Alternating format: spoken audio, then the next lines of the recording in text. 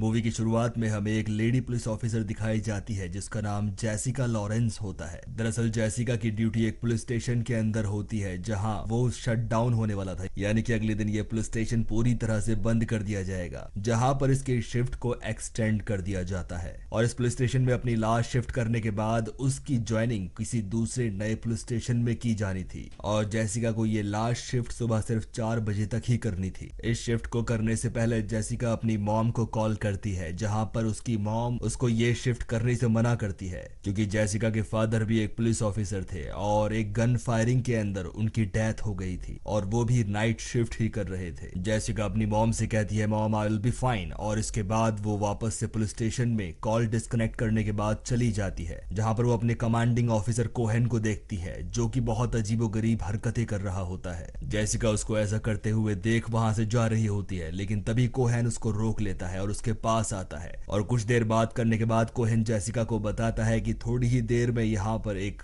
Team आएगी जो यहाँ के एविडेंसेस कलेक्ट कर लेगी। कोहेन साथ ही जेसिका को उन ऑफिसर्स के साथ कोऑपरेट करने के लिए कहता है और अपनी पूरी शिफ्ट करने के लिए कहने के बाद वहां से चला जाता है। अब इस वक्त जेसिका इस पुलिस स्टेशन के अंदर पूरी तरह से अकेली थी, जो अपने आप को बहुत ही ज्यादा बोर फील कर रही थी। उसकी आंख लग जाती है, तभी उसको सोने के दौरान वहां पर कुछ आवाजें सुनाई देती हैं जिसकी वजह से उसकी नींद खुल जाती है और वो उन आवाजों को ढूंढने के लिए चली जाती है कि आखिर ये किस चीज की आवाज थी। लेकिन पूरे पुलिस स्टेशन के अंदर उसे कोई भी सुराग नहीं मिलता क्योंकि पुलिस स्टेशन पूरी तरह से खाली था। वो वापस अपने केबिन के अंदर आती है और अपना डिनर करना शुरू कर देती है। डिनर करते वक्त उसके मुंह के अंदर से एक बड़ा बाल निकलता है जिसकी वजह से वो डिनर को वहीं पर छोड़ देती है। तभी उसकी नजर पुलिस स्टेशन के अंदर खड़े एक आदमी के ऊपर पड़ती है जो वहां पर पेशाब कर रहा होता है। वो उस आदमी को पकड़कर पुलिस स्टेशन से बाहर निकाल देती है। इसके बाद जेसिका एक लॉकर रूम में जाती है। वहां पर सारे लॉकर्स खाली कर दिए गए थे, लेकिन तभी उसकी नजर उसके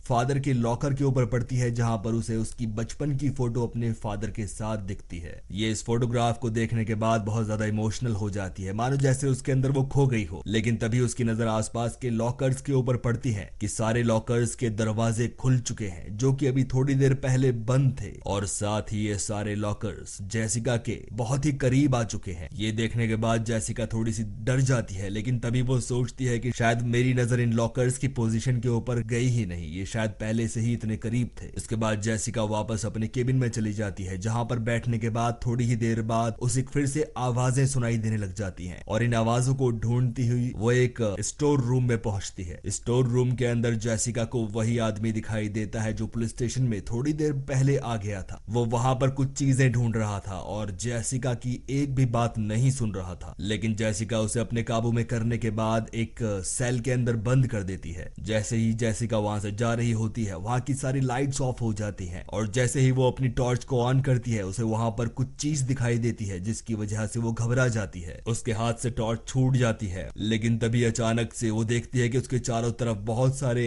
अजीबोगरीब बॉडीज खड़ी हुई है जिसकी वजह से वो डर जाती है और अचानक से लाइट वापस आ जाती है और वो सभी लोग गायब हो जाते हैं। जेसिका बाहर जाती है जहां पर वो एक लड़की को देखती है जो उसके पुलिस स्टेशन के बाहर स्मोक कर रही थी। इस लड़की का नाम मैरी गोल्ड होता है। वो जेसिका को बताती है कि 1 साल पहले यहाँ पर कुछ 3 आदमियों को लेकर आया गया था जो किसी कल्ट ग्रुप के मेंबर्स थे और 1 साल पहले ठीक आज ही के दिन उन तीनों मेंबर्स ने सुसाइड कर लिया था और इस इंसिडेंट के बाद से इस पुलिस स्टेशन के अंदर बहुत अजीबोगरीब घटनाएं होने लगी और इसी की वजह से इस पुलिस स्टेशन को खाली किया जा रहा है। मैरीगोल्ड की बातें सुनने के बाद जेसिका को यह समझ में आ जाता है कि आखिर उसके साथ जो भी अजीबोगरीब घटनाएं हो रही हैं उसकी वजह क्या है। इसके बाद जेसिका वापस से पुलिस स्टेशन में इंटेरोगेशन रूम के अंदर आ जाती है जहां पर वो देखती है कि उन्हीं तीनों लोगों के इन्वेस्टिगेशन टेप्स वहां पर चल रहे हैं जिन्होंने यहाँ पर सुसाइड कर लिया था। और यहाँ पर हमें पता लगता है कि इन तीनों में से 2 लड़कियां थीं जिनका नाम था किटी पाइमोन और एंडोरिया पाइमोन और एक लड़का था जिसका नाम जॉन माइकल पाइमोन था।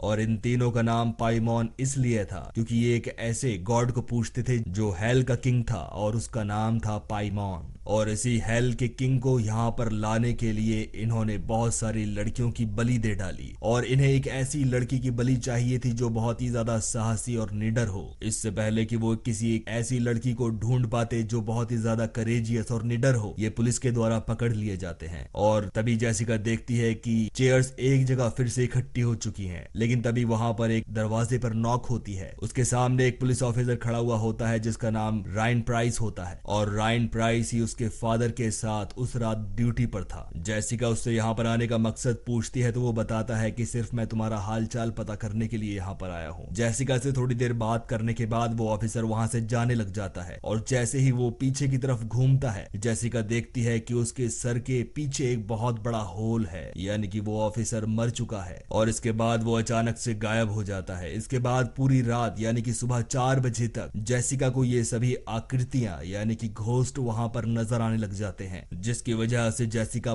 पूरी तरह से परेशान हो चुकी थी। उसका दिमागी संतुलन बिगड़ रहा था और साथ ही साथ जेसिका देखती है उसे उन लड़कियों की भी सोल वहां पर नजर आती है जिन लड़कियों को उस कल्ट ग्रुप के द्वारा मार दिया गया था, यानी कि बलि दे दी गई थी। लेकिन तभी जेसिका का फोन बजता है। जब वो फोन रिसीव करती है, ये जेसिका के ऑफिसर्स का फोन होता है। वो जेसिका को बताते हैं कि मोनिका 1 साल पहले मारी जा चुकी है। तब उसको पता लगता है कि मोनिका ही इन लोगों का आखिरी शिकार थी और मोनिका ने ठीक 1 साल पहले इसके फादर को हेल्प करके वहां पर बुलाया था। ये सब जानने के बाद मोनिका बहुत ज्यादा परेशान हो जाती है, लेकिन तभी उसकी नजर वहां पर एक अनजान लड़की के ऊपर पड़ती है। जेसिका उस लड़की का पीछा करते हुए एक रूम की तरफ जा रही थी, लेकिन तभी अचानक से वो लड़की उसके ऊपर हमला कर देती है और उसको बेहोश कर देती है। जब जेसिका को होश आता है तो वो पाती है कि उस लड़की ने उसको एक चेयर पर बांध कर बिठाया हुआ है और उसके हाथ में एक गन है। वो लड़की जेसिका से कहती है कि आखिर तुम्हारे अंदर ऐसा क्या है जिसकी वजह से तुम्हें चुना गया है, यानी कि जेसिका ही अब इस कल्ट ग्रुप की आखिरी विक्टिम है और इसी की वजह से ही जेसिका उन सभी घोस्ट आकृतियों को देख पा रही थी। इतना कहने के बाद वो लड़की अपने आप को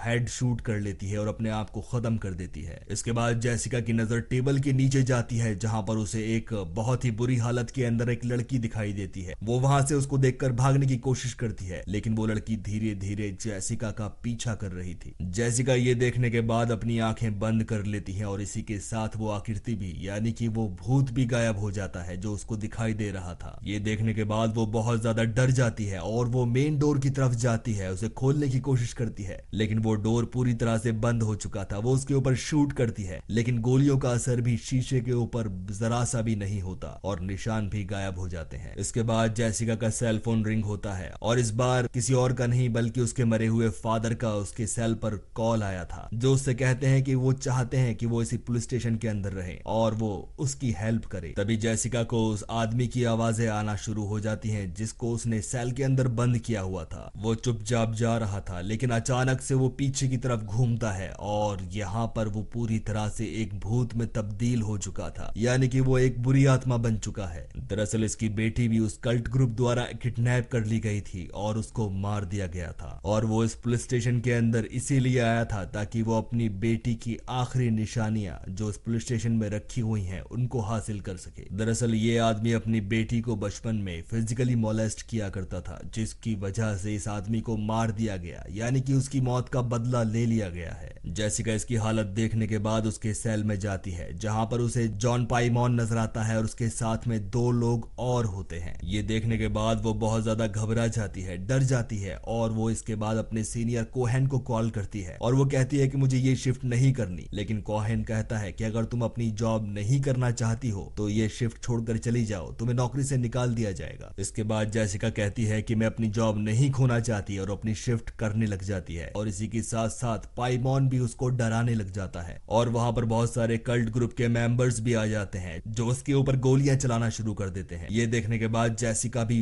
उनके ऊपर बैक फायर करती है। वो एक एक करके उन्हें ढूंढ ढूंढ के मार रही होती है, लेकिन तभी हमें इन कल्ट ग्रुप के मेंबर्स की जगह वो टीम दिखाई जाती है जो इस पुलिस स्टेशन में कुछ एविडेंस कलेक्ट करने के लिए आई थी। लेकिन जेसिका को ये सभी लोग कल्ट ग्रुप के मेंबर्स के तौर पे नजर आ रहे थे। वो एक एक करके ढूंढ ढूंढ के उन कल्ट ग्रुप के मेंबर्स को, यानी कि उन टीम के मेंबर्स को मार रही होती है जो उस पुलिस स्टेशन में कुछ एविडेंस कलेक्ट करने के लिए आए थे। तभी वहां पर ऑफिसर कोहेन आ जाता है और ये देखने के बाद वो जेसिका को शूट कर देता है। गोली लगते ही जेसिका को होश आता है तो वो देखती है कि उसने उन सभी ऑफिसर्स को शूट कर दिया है जो यहाँ पर कुछ एविडेंस कलेक्ट करने के लिए आए थे। इसके बाद हम देखते हैं कि जेसिका इस हालत के अंदर वही गाना गाना शुरू कर देती है जो इस कल्ट ग्रुप के मेंबर्स गाया करते थे। इसके बाद हम देखते हैं कि उसकी आंखों के सामने जॉन और कल्ट ग्रुप के 2 और मेंबर्स थे जो उसको अपने साथ ले जाते हैं और यहीं पर जेसिका की फर्स्ट शिफ्ट उसकी जिंदगी की लास्ट शिफ्ट बन जाती है। दोस्तों, अगर आपको ये फिल्म पसंद आई तो आप इस मूवी को लाइक और कमेंट करना बिल्कुल मत भूलिएगा। आपका दोस्त नेक्स्ट वीडियो में फिर मिलेगा, तब तक के लिए